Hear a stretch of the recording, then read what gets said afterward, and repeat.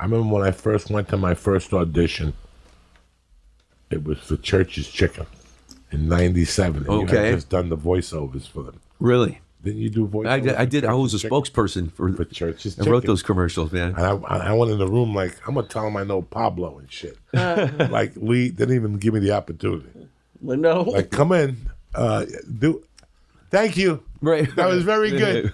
You'll be hearing from us. Right. And you can see on their face, they were saying, go fuck yourself. They didn't even say it like, I know Pablo Francisco.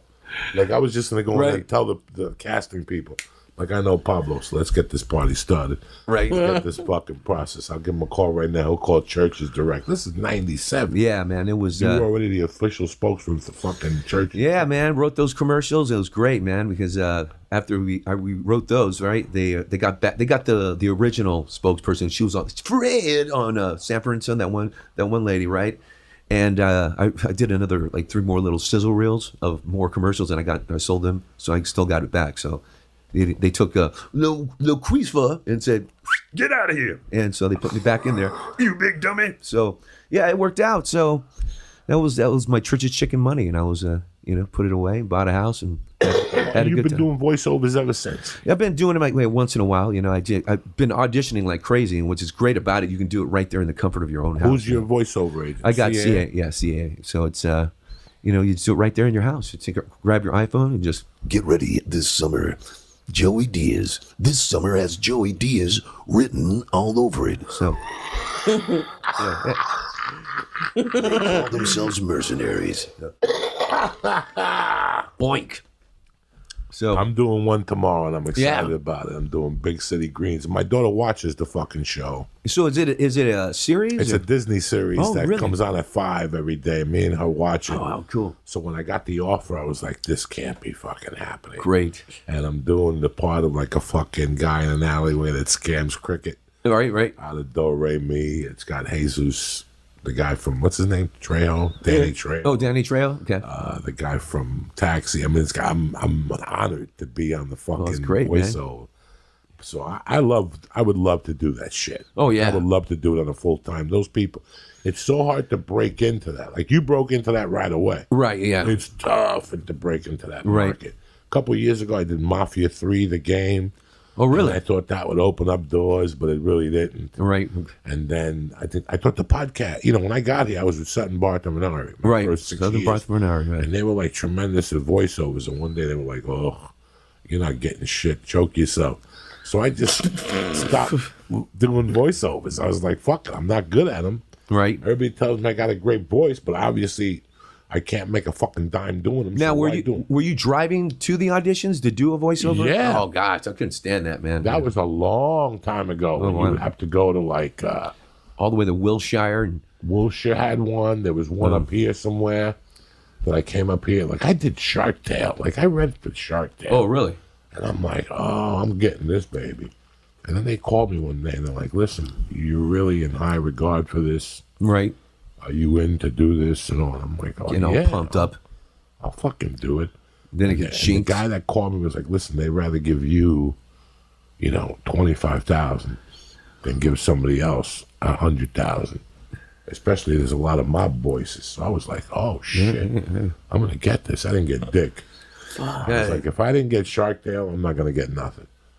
And I heard Vincent Pastore's first residual check from Shark Tale was over $100,000. Gosh, damn, man.